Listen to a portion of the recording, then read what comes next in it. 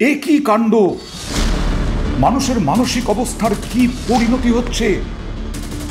যে কাউকে খুন তো আমরা চোখে দেখছি, কিন্তু নিজের মানুষ, যাকে জীবন সঙ্গী করেছি, তাকে যেভাবে খুন করা হচ্ছে, ভয়ঙ্কর। আজকে জলপাইগুড়িতে শোরগোল পড়ে গেল।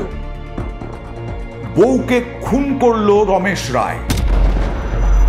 বউকে খুন করেই শুধু ক্ষান্ত হলো তা নয়, এ ভয়ঙ্কর। দেহ টুকরো টুকরো করলো, করার পরে বউয়ের কলজে মানে হৃৎপিণ্ড, বউয়ের কিডনি সব কেটে ব্যাগে ভরে বেপাত্তা। ভয়ঙ্কর। এই মানসিকতা আসে কোত্থেকে? হ্যাঁ, মনোবিদরা বারবার বলেন যে প্রত্যেক মানুষের মধ্যেই অপরাধ প্রবণতা থাকে, কিন্তু তা ক্রমশ কি মাত্রা ছাড়া হয়ে যাচ্ছে গত কয়েকদিন ধরে যা যা আমরা দেখছি।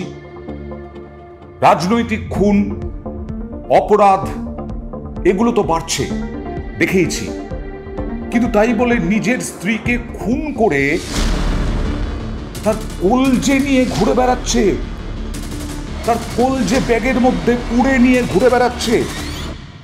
জলপাইগুড়ির ময়নাগুড়ি থানার পুলিশ ঘটনাস্থলে পৌঁছয়ে উদ্ধার করে দীপালি রায় নামে ওই মহিলার দেহ নয়, দেহাংশ।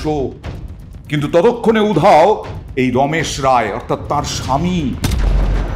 ময়নাগুড়ি ব্লকের ব্যাংকান্দিতে ঘটনাটি ঘটেছে। স্থানীয়রা জানান, সকালে একটি ব্যাগে স্ত্রীর হৃৎপিণ্ড ভরে এলাকায় ঘুরে বেরিয়েছিলেন এই রমেশ। এলাকার কয়েকজনকে ডেকে ডেকে দেখিয়েছে। কি ভয়ঙ্কর মানসিকতা বলুন তো! কিসের জন্য বাড়ছে? পারিপার্শ্বিক পরিস্থিতি, মানসিক অবসাদ, সব মানলাম, কিন্তু তা বলে খুন করে এই রকম কেন? বলছি, এটা তো যে কোনো নির্মমতার, যে কোনো ভয়াবহতার বোধহয় মাত্রা ছাড়িয়ে গেল, যে স্ত্রীকে খুন করে তার দেহের অংশ কি না কলজে, কিডনি এগুলো ব্যাগে করে নিয়ে ঘুরে বেড়ালো আর প্রতিবেশীদের ডেকে ডেকে দেখালো।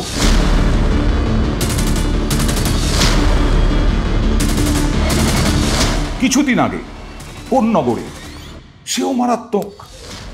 হ্যাঁ, অশান্তি হয়, স্বামী স্ত্রীর মধ্যে অশান্তি হয়, কয়েকটা বাসন এক জায়গায় থাকলে ঠোক করে লাগে, কিন্তু অশান্তি মানে খুন করে দিতে হবে?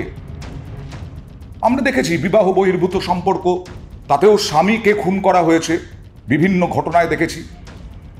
প্ল্যান করে খুন করতে তার স্বামীকে কোনো সময় লাগে না, কোনো বিবেক লাগে না, কারণ প্রেমিকের সঙ্গে থাকার স্বপ্ন দেখেন ওই মহিলারা।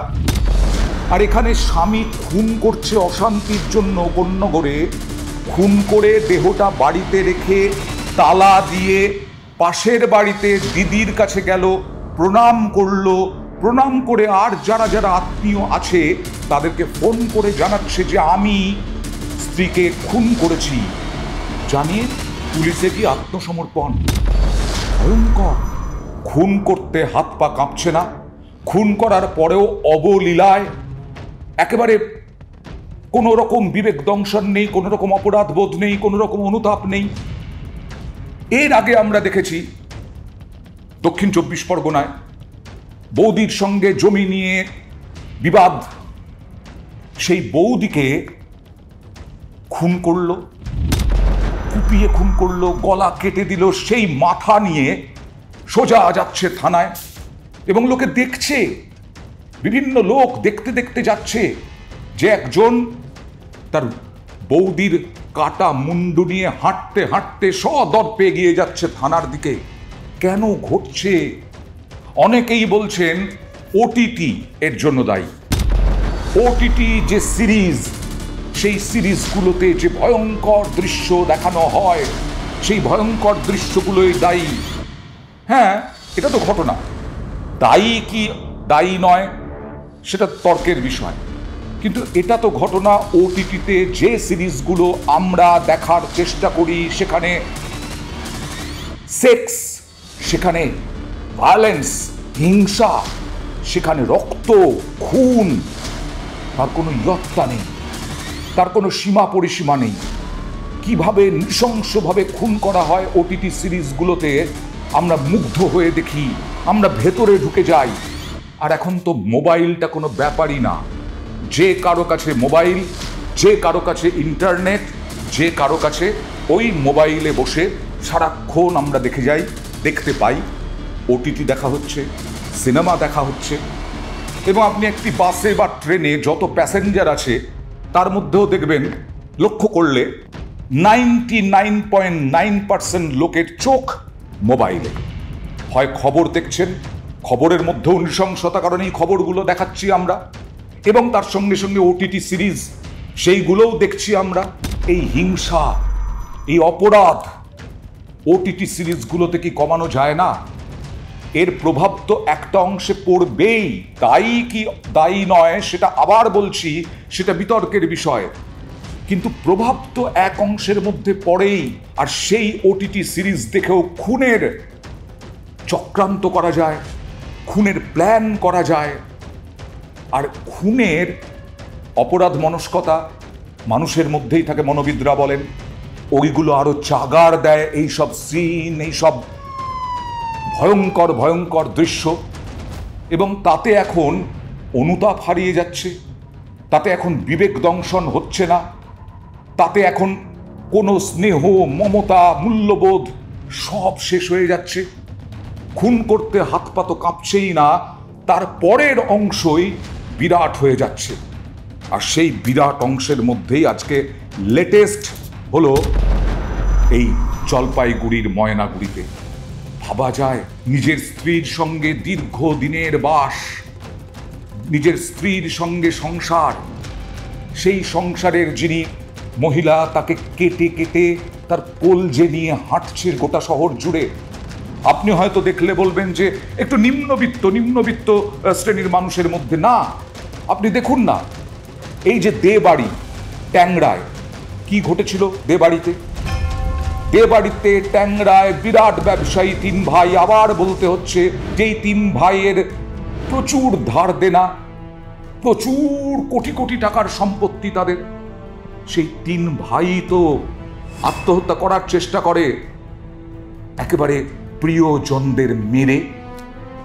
সেটা তো উচ্চ মধ্যবিত্ত পরিবার, প্রিয়জন, বৌদি, স্ত্রী, তার ভাইঝি, মেয়ে এবং ছেলেকে মারতে পারেনি, নিজেদেরও প্রাণ বেঁচে গেছে।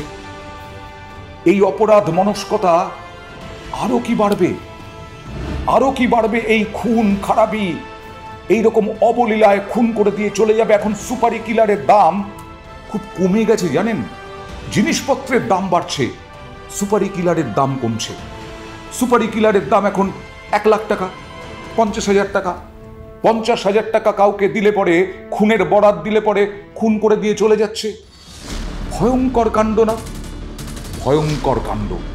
এই অপরাধ প্রবণতা বন্ধ করতে যা করার করুক প্রশাসন, সচেতনতা শিবির হোক বা যা হোক না কেন, কড়া হাতে দমন করুক।